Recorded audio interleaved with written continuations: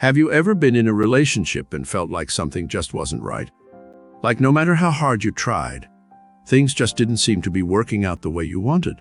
Well, sometimes it might be because God had a different plan for you. And sometimes He will use all sorts of ways to let you know that you're making the wrong choice, even if you don't listen.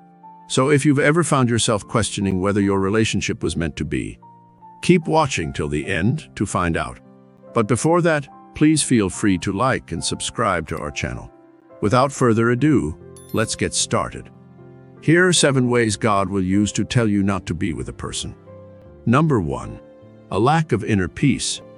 If you feel a sense of unease or discomfort about a relationship, it could be a sign that God is not leading you in that direction. Whenever God approves of someone, one of His primary ways of confirming to you is through a sense of internal peace. Both you and the other person will have a sense of calmness in your spirit. This is a sign that He has everything under His control. But if there is an underlying sense of restlessness every time you try to move forward, God might be telling you to reevaluate your steps again. This doesn't mean God doesn't love the other person. He might just be protecting you from what you cannot see. The Bible has a lot to say about peace. In Philippians 4:6-7, Paul writes, "Do not be anxious about anything, but in every situation by prayer and petition with thanksgiving, present your requests to God. And the peace of God, which transcends all understanding, will guard your hearts and your minds in Christ Jesus." This means no matter how spiritual you are, it is important to listen to those inner promptings and pay attention to any red flags that might be waving. Even if the other person forces you to move forward, it is important not to make that move unless God has prompted you to. The devil can be deceptive. He could manipulate you into a relationship that appears to be God's will, whereas it's clearly not. He might make everything look just like the will of God. This is why you should be spirit-led instead of feelings-led. It's worth also noting that a lack of peace doesn't necessarily mean that the relationship is a complete non-starter. It could be that there are some issues that need to be addressed, or that God is trying to convey a particular message to you. But if you're feeling a sense of unease that persists over time, it might be worth seeking counsel from the Spirit of God. Number 2. Resistance. When God doesn't want you to be with someone, He will sometimes give you signs by causing resistance in your relationship. Resistance can come in many shapes and forms, such as unexpected changes in plans, subtle disruptions, or better still, you might feel like you're moving forward with a relationship, but suddenly there's a delay or a setback that you can't explain. It's important to pay attention to these signs because they might be God's way of trying to get your attention. It doesn't mean that He's against you or that He's trying to make things difficult. Rather, He might be trying to lead you in a different direction. In most cases, it can be tempting to try to push through the resistance and make things happen on your own terms. But in every case, it's better to listen to what God is saying and follow His lead. This might mean taking a step back and reassessing where things are at. Or it might mean being open to the possibility that God has something different in mind for you. We must not confuse these resistances with attacks from the devil, as they are entirely different.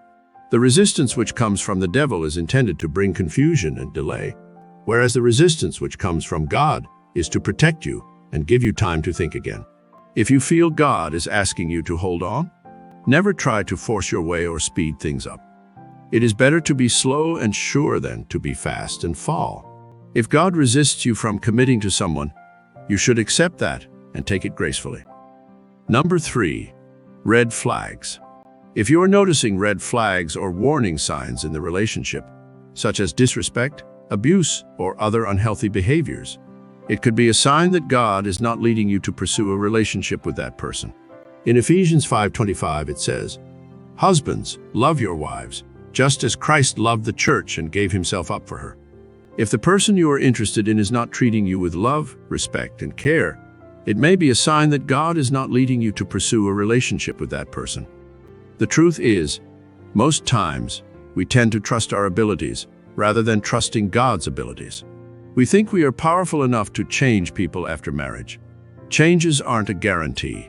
You can never be sure the person you are seeing red flags in will suddenly change after marriage. You can't change someone who isn't willing to change. Only God has the power to change someone. If before you are married, you can obviously see many signs that indicate that person will be worse, Never make the mistake of thinking you will change them. If your partner has been a serial cheater before proposing to you, he must show evidence that he has changed. Don't make the mistake of thinking will change just because he is married to you. Marriage doesn't change people. It only reinforces what is already in existence. If both parties are on the wrong foundation, they should be prepared to continue to live with the results that come after.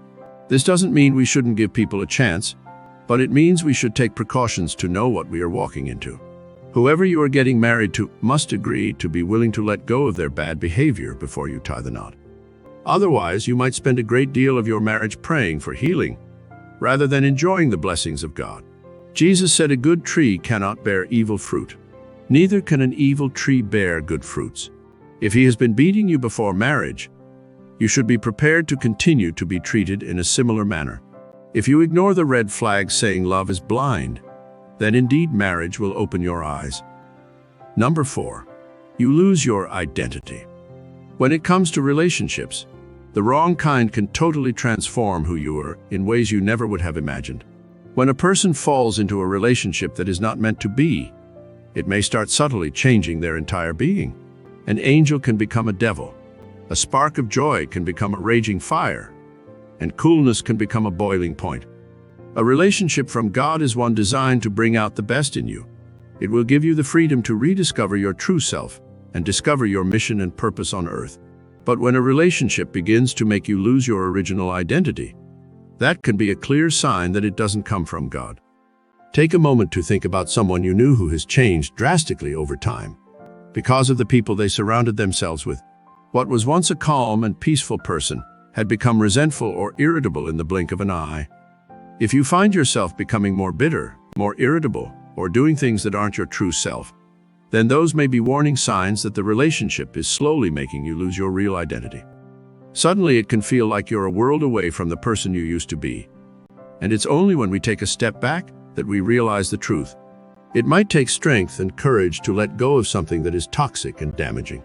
But don't worry, God will never deprive you of something that is genuinely good for you. Whether it's emotionally or spiritually, don't be afraid to distinguish between what is good for you and what isn't. Taking that bold step may be what you need to do to get back on track. Number 5, lack of the fear of God. The absence of fear of God is something that should be taken very seriously in any relationship. The fear of God is not just a matter of faith or spirituality. It is the manifestation of a deep respect and honor for the supreme creator of the universe.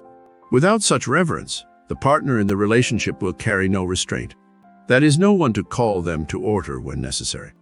A holy fear of God is what sets the perfect foundation for any relationship, be it between family, friends, or couples. Without respect for the divine and awe for God's majesty, how can any human relationship possibly stand? Without a God to hold us accountable, how will we ever learn self-restraint? When someone outrightly tells you that they don't fear God, you must take note and proceed with caution. Lacking respect for a higher power translates to a lack of respect for those around them, including you. And being with such a partner is a risk not worth taking. Our love and fear of God gives life to the ability to honor our spouses in any and all circumstances, both behind closed doors and in public arenas. Moving forward in a relationship without the fear of God can only lead to chaos, lawlessness, and instability. Number 6, lack of compatibility. If the person to whom you find yourself drawn to does not share your belief systems, values, or overarching vision for the future, it is likely a sign from the Lord that you should be careful. As written in Amos 3:3, "Can two walk together except they agree?" When two people have fundamentally incompatible outlooks on life, it can often lead to confusion, disagreements, and a lack of peace. This isn't to suggest that couples should share every opinion or prioritize overlapping areas of interest. Yet when true incompatibility exists, it's time to consider stepping away. To follow the Lord's will and find true joy and companionship, it's important to seek out someone whose passions, visions, and beliefs align with yours, even if it takes some effort on your part. To do this, pray for discernment, for insight, humility, and for guidance to seek out the perfect partner God has in mind for you. The Lord is ultimately looking for an environment in which harmony is found by two individuals, as He cannot abide in confusion. That being said, It is possible for a relationship to still be founded on solid principles within varying perspectives.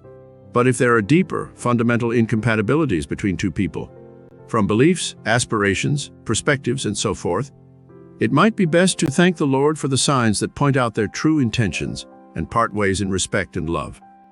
Number 7. Through dreams and visions. God can in many ways directly warn you not to be involved in a relationship if He sees that it could potentially harm you. In moments of our greatest desires, He can take us by surprise with a gentle caution of what is not meant to be. We know this well from the story of Abimelech and Abraham in Genesis 20. Though this king was determined to take what he wanted, God appeared to him directly and warned him that Sarah, the wife of Abraham, was not his to take. Through the form of dreams or visions, God could potentially interfere in a relationship that has no promising future, should He see the potential for harm. It is important to note that even though God might tell us not to proceed with a relationship, God in His infinite mercy does give every man a choice in the form of a free will. He always leaves it up to us to make our own decisions. He will never force us into something we do not want to do. Neither will He stop you if you've made up your mind to do what you want to do. Yet His wisdom remains, should we choose to follow His instruction and take heed of His advice. Though we are ultimately responsible for the choices we make, God's effort to caution us beforehand ensures that we have all the available information when making such an important decision. So there you have it. Thank you for watching. If you love our videos, please feel free to subscribe to our channel.